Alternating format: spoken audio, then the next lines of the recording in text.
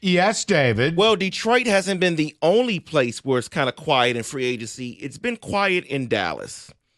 Dallas has only signed one player to a 2-year deal this offseason. Everyone else is a 1-year. Javonte Williams, Robert Jones, Peyton Turner, Miles Sanders. They brought in Miles Sanders. Yikes. But here's the question that I have, because you've had other teams create cap space, which was the Kansas City Chiefs did that, restructuring the contract of their quarterback. Dallas did the same there, restructuring Prescott, restructuring Lamb. They have $42 million in cap space, right? Yet they're doing nothing with it. About 35 of that's going to go to Micah Parsons. That's what this is about. Now, again, yesterday Micah found himself in the news again. Yes. Going after Tank Lawrence. I mean, I don't understand. This is what now, again, his talent is so good, and it's not like it's illegal to be a jerk. I mean, the Giants put up with LT doing crack and pulls off a Jack Daniels bottle in the parking lot. All Micah does is act like a child on Twitter. Mm-hmm. But I'm just saying, that is what you deal with. Did you see his response to Micah? He basically said, if you stop tweeting like this, maybe you can start winning. He was like, oh, that's what rejection looks like. He was like, no, that's what the truth looks like. And can you argue the facts? And, yeah, maybe we would win if you grew up and led this team. I'm paraphrasing. But, David, no. Cowboys look like they're making a push for Cooper Kupp. That would be their first player they've signed for north of $6 million AAV since 2015 and Greg Hardy. So kudos. Way to get in the game, Jarrah. Yeah, reports are indicating that Cooper wants like $13 million a year, and a lot of teams don't want to pay him that. No, because availability is a skill. Guy's been banged up for years. So let's talk about a couple former first-round quarterbacks. One, Trey Lance, according to reports, has no interest in free agency whatsoever.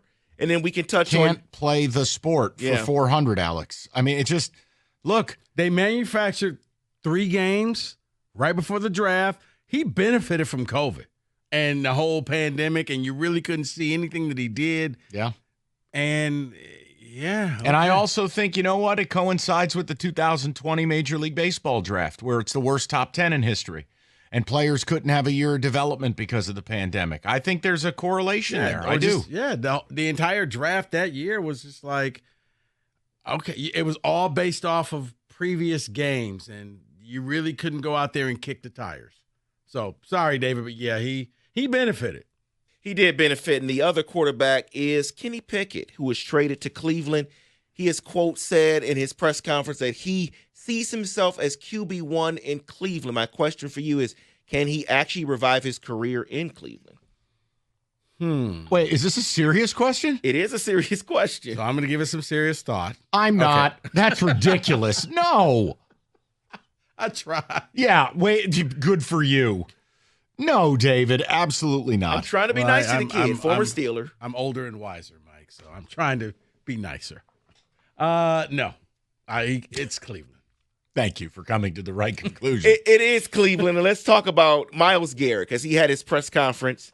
You forgot a quarterback, David. What quarterback? Mac Jones. Yeah, he is in San Francisco. Honestly, it's the circle of life. We thought you were drafting him that year.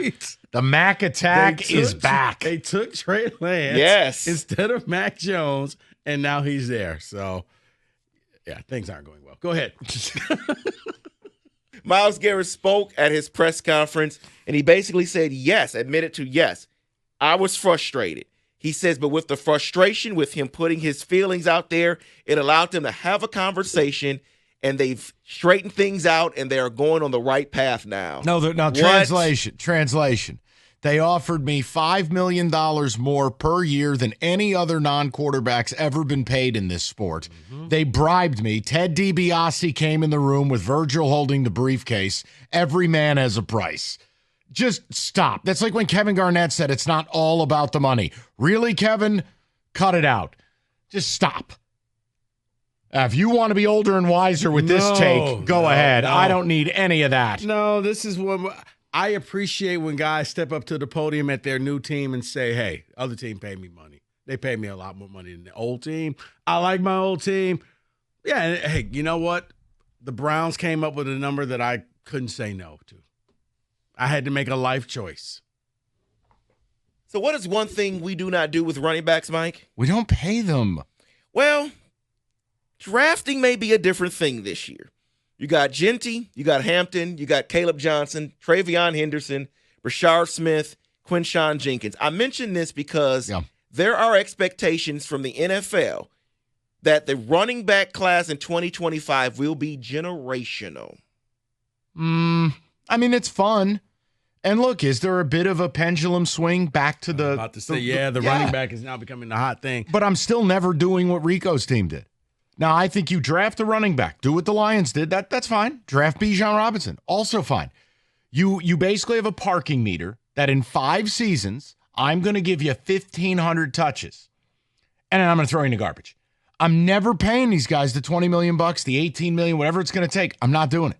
But yes, David, look, you know the guy I love. I mean, Genty goes without saying. Omarion Hampton is the best back no one has watched. No one cares about North Carolina. I'm telling you, you can't tackle this guy. I love him. Like, yes, and I think Junkins is a guy that if he had just stayed at Ole Miss instead of taking the bribe to go to OSU, Junkins would have put up another 1,700-yard year. The one that I think short-term is Caleb Johnson, Iowa running back. You like him. Short-term, yes. Now, he's got a lot of wear on the tires. So, in about 3 years, you're not going to pay him. He's going to be done. But, yeah, he game breaker. What do you do with Scatterbo? I have no idea what to do with him. See, and he wasn't even on that list that I said for running back. I got no idea. Leave the court case out of it. I don't know what happened with the golf cart. Leave me alone. That's a 6th, 7th round pick.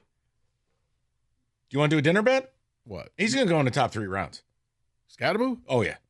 Oh, unless this golf cart thing, whatever happened. Let's just say we'll take that out if something happens with the bet is off. I like that. Yeah. Oh, he'll be. I just want to know. I want every odd. I'm dealing with Vegas over here. Okay. Okay. No, okay, fine. Because I think that he's So you good. don't like him? No, I like him. I don't know if he's valued because just what you said. Well, what do you do with him? Touchdown Tommy So Vardell. he's somebody that could be there late in the draft, and somebody with a bunch of compensatory picks can say, hey, we got 3 extra picks. All right, we'll take one on him. So we can close it out with this because in an article I was reading, they were talking about the NFL and what's happening with Kenny? I don't know what's happening over there right now. But the article was talking about the rookie QB contract and how beneficial that is to Chicago, how beneficial that is to Minnesota right now. Yeah. But then they shifted and said how they believe the Texans are blowing it this offseason while C.J. Stroud is on that QB contract. I have no idea what the Texans are doing. I mean, I can look at certain teams like the Lions. I get we won 15 games with our guys. We're going to bring them back. The Niners, I get. You know what? We're not going to turn into the New Orleans Saints and pay a bunch of bonuses. Let's trim the fat this year so we don't go broke. The Texans, I don't know. Let's get rid of all our O-linemen. Let's just their philosophy was they wanted to get cheaper on the offensive line, but with the theory of the QB rookie contract, won't you just last a couple years with that? David, I'm with you. That's one where I think that they're better than how they're operating. I think if they did the right thing, that they could get away from playing that Saturday wild card weekend game and actually play on a Sunday.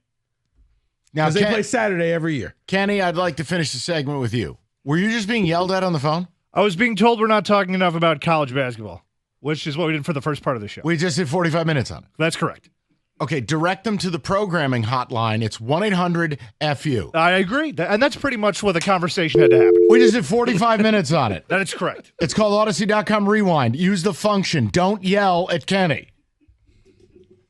I wondered what was happening, and then I heard Kenny just slam the phone, and I'm like, oh, wait, that's different. Okay, hold on. Something's not right there. Yeah. And that is football today.